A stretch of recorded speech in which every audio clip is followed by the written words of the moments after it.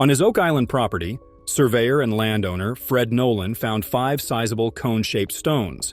These rocks created a 720 x 867-foot, absolutely symmetrical cross. Fred excavated and discovered a 6th boulder that uncannily resembled a huge human skull. Many people think that the enigmatic boulders on Nolan's property were intended to symbolize a Templar cross, but another theory contends that the boulders were thoughtfully placed to create the Tree of Life, an old Hebrew symbol signifying the 10 spiritual principles found in God's universe. At the same locations around the cross where the Say rock would be, a number of smaller flat-sided stones were discovered. This one is special because it is entirely distinct from the other granite and cone-shaped stones. It is believed that the face, particularly the eye, was focused on a significant location. The group is optimistic that Mike and Mark will share information from the stones that could result in riches or other agenda items for discovery. The crew will begin by examining the bottom of the cross, a granite boulder in the shape of a cone that may weigh up to 5 tons. They anticipate that the knowledge gleaned from the stones will lead to treasure or other exploration goals. After that, the group will examine the cone-shaped granite boulder, which could weigh up to 5 tons, and provide their thoughts. According to the text, a group of stonemasons, including Mark Furr and Mike Welling, are looking for an enigmatic stone close to Oak Island's center. They think they have discovered a crucial clue on the remarkably smooth bottom boulder of the megalithic formation known as Nolan's Cross. This implies that the stone's surface may have undergone some sort of alteration as a result of transportation. Since it would require a lot of dragging to get a smooth finish, the crew is thinking about how to move such a large stone. For the first time since Fred Nolan's passing, the team is thrilled to be conducting fresh search operations on property that is now owned by his family. They now have access to all 16 of their father's acres, including places where Rick thinks, among the most significant findings uncovered on Oak Island by Fred, solutions will be found by carefully excavating one cobblestone at a time, or by drilling and digging in the money hole. At a mysterious triangle-shaped wetlands southern boundary, Gary Drayton, an expert in Lagena metal detectors, and Billy Gart are searching for hints. In 2020, they discovered an 8th century ship's railing on the southern edge, along with ship timbers and artifacts from the 15th and 18th centuries. The team is looking for more proof, especially in light of Dr. Doug Simmons' theory that Oak Island may be connected to the Viking civilization in the Middle Ages. They discovered lumber that might have been boat ribs. The crew is looking into whether or not a sailboat was abandoned in the marsh and who left it there. Early activity was indicated by the Oak Island team's discovery of 1200 AD marsh dates and 700 AD ship railing dates. It's unclear exactly how the mystery will be resolved. Billy excavates the marsh and discovers vertical and horizontal boards as well as a retaining wall or shaft. Fred may have examined this wall after striking it. The group is eager to solve additional swamp secrets. Fred Nolan, the owner of Oak Island and a treasure hunter, discovered a wooden wall or dam in the marsh more than 30 years ago. He believed it to be a man-made barrier built long ago to hide something important. The group is investigating whether they discovered a piece of that construction and whether it is connected to the railing of a 1250-year-old ship discovered nearby in 2020. Dr. Ian Spooner, a geoscientist, will analyze the sediment deep structure. The red material beneath the stone road, which might have existed at the same time as the wooden tunnel beneath the garden shaft, piques their curiosity. It can be older if they see red elements inside and outside the wood construction. The team also needs to locate a loading and unloading facility to connect the stone road. They believe that this site has been active for decades, possibly even millennia. The flat top and circular margins of the swamp woods are fascinating. The objective is to excavate and reveal the structure in order to comprehend its purpose and possibly find artifacts. Marty Lagina and geoscientist Dr. Ian Spooner are looking into a possibly significant discovery in the northern marsh. They discovered a disturbance at the base of a boulder that might have been the marsh where John Edwards formerly lived. Edwards believed that the mechanism that unlocked Nolan's Cross was constructed in Billy Gart, who discovered a big boulder on what may have been a man-made rock structure. The team is examining the area to determine if it is man-made or natural. A stick between the silt and the rock indicates that people moved stones to shift water. If they are accurate, this could support Edwards' claim that the marsh was intentionally drained. It appears that the marsh was intentionally altered hundreds of years ago, as evidenced by the cut timber from a massive tree and other tree stumps found close to its base. The team is also examining a large piece of rock-lined wood that was transported here for any purpose. At last, the crew is looking at the prospects for humans in the marsh. They are also taking into account other anomalies, such as artificially reduced water levels. As suggested by John Edward, Billy and Rick are investigating Oak Island's rock-lined depression.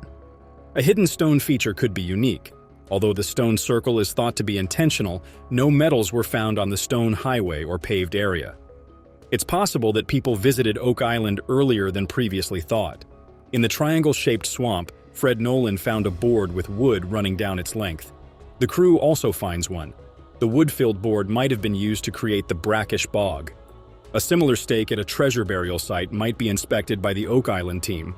Leorard and Craig find it intriguing, but they don't think it's natural. They advise Dr. Spooner to explore the location and see what he discovers. They won't take any physical action until Dr. Spooner shows up because it could change the rules and indicate who was present. An incredible help when it comes to searching for clues around the island, able to recognize the significance behind every dig operation. It is likely he made money from the sale of the energy company, Terra Energy, that he helped build alongside Marty Lagena. In the show Beyond Oak Island, we find out that Marty, Craig, and Rick invest in other treasure hunters' explorations with the hope that they find something of great worth and are able to make a profit on the investment. The sale of found artifacts and treasure can be life-changing, as they are able to get huge sums of money in the hundreds of millions, depending on what they find. Not many treasures or returns on investments have been made public knowledge, but they do allude to investing large amounts of money. Craig is also the vice president and manager of a turbine company, Heritage Sustainable Energy. The salary of a founder and vice president of a company this size would be, on average, $250,000 a year. In addition to this, Craig is also the manager of the Rock Management Group, and he has a Bachelor of Science in Mechanical Engineering from Michigan Technological University.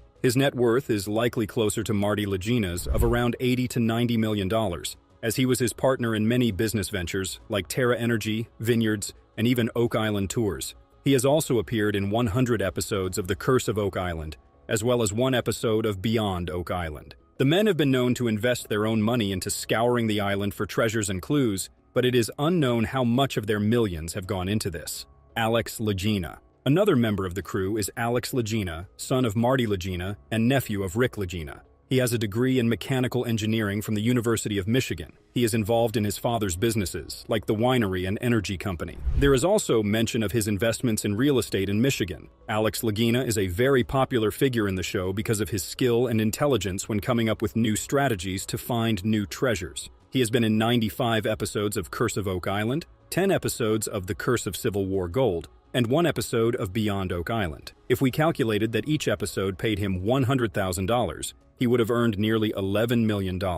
It is likely that he has also earned money from investments like those of his father, and other sites speculate that his net worth is as high as $50 million. Jack Begley. Following the theme of being friends and family, the next cast member of the Oak Island crew is Jack Begley, the stepson of Craig Tester. He is based in Michigan, as most of the Oak Island crew seems to be, and he never hesitates to do the dirty work on the show. Jack and Craig are often working together on any digs on the island. When he isn't working with his stepdad, he can be found with friend and fellow crew member Gary Drayton, a metal detectorist around the island. Jack Begley is a producer on the show and has been in 100 episodes of The Curse of Oak Island. Calculating this would give Jack a net worth of $10 million, without including his revenue as a producer from the syndication of the show. Of course, as he is only a supporting character, he is unlikely to make the same amount as the Lagena brothers, so his net worth could be as much as half of that estimate. However, the show is not his only stream of revenue, as Jack owns his own company, Remote Energy Solutions, as well as being a drone pilot. A drone pilot is estimated to make over $100,000 a year. In addition to his co-ownership of a company that is estimated to make 7 figures a year, his total net worth is estimated to be around $3 to $10 million